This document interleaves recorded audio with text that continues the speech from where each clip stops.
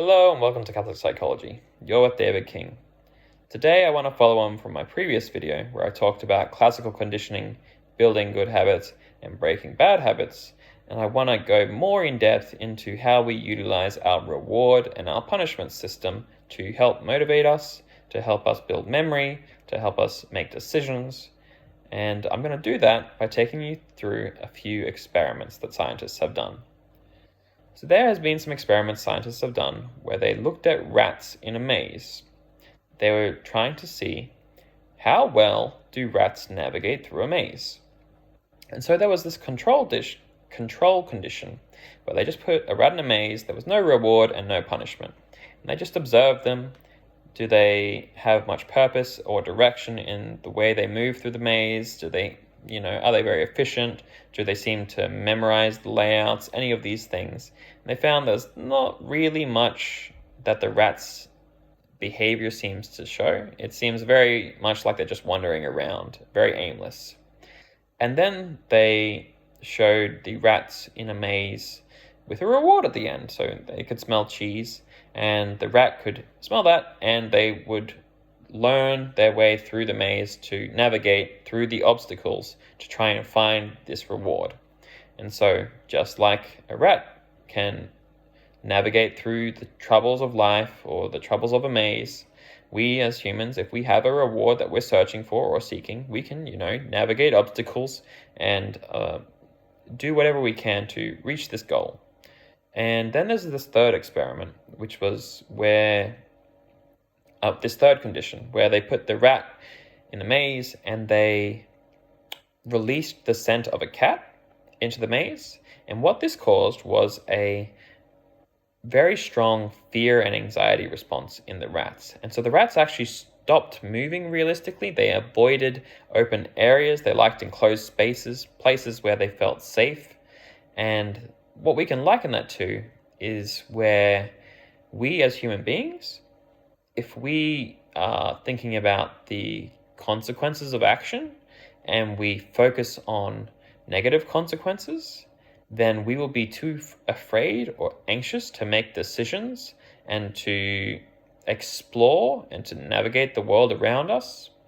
And so that's one thing to take away. And then there was finally a final experiment where they put the rat in the maze and they had a reward at the end, and they had the scent of the cat behind. And in this scenario, the rat showed the most efficient navigation of the maze to get to the reward, and they showed the most development of memory and all these different things. They could learn more efficiently, they could move more effectively, they could navigate the maze to the best of their ability, far better than any other scenario. And what this demonstrates to us is that the greatest motivation for us and the greatest ability for us to help overcome obstacles is when we create a dynamic where we have a punishment or something we fear coming from behind us, and we have some reward in front of us. And so how do we set up this dynamic? Well, the way we set this up is we have to actually change how we normally would think.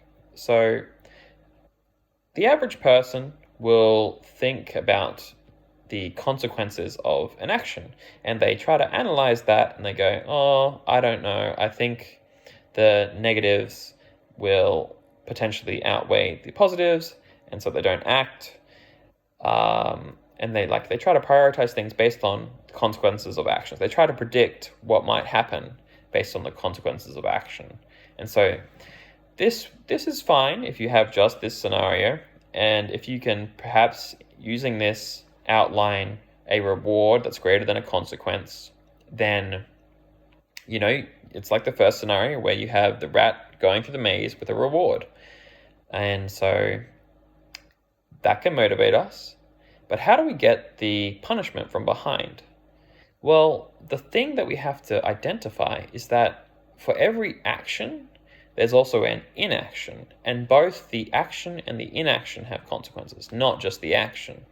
And so if we define the positives and negatives of the action, and then the positives or the negatives of the inaction, and we're able to identify that the inaction is worse and that the action is positive, we create the dynamic where we have a punishment from behind that we are running away from, and a reward at the front that we're running towards. We're creating this motivation system that makes us believe in our decisions, that makes us far better at making decisions.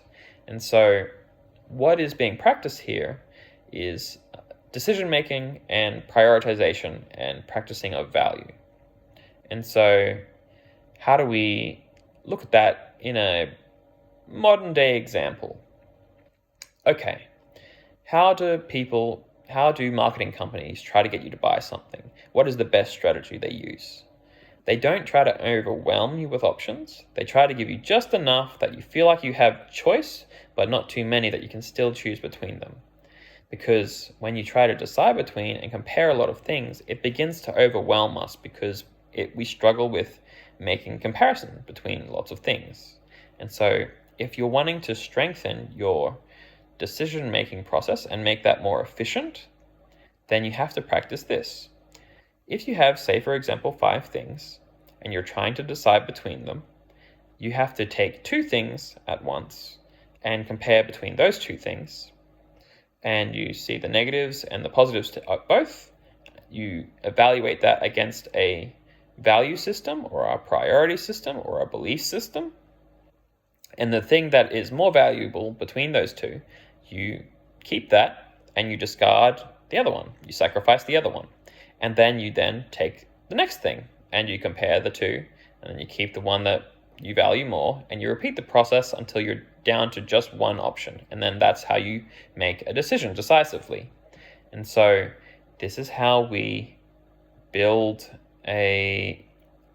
how we strengthen our decision making, how we use motivation and rewards and punishment to help us believe in that whatever outcome comes is something that is already in line with the actions that we believe are most likely to achieve what we want.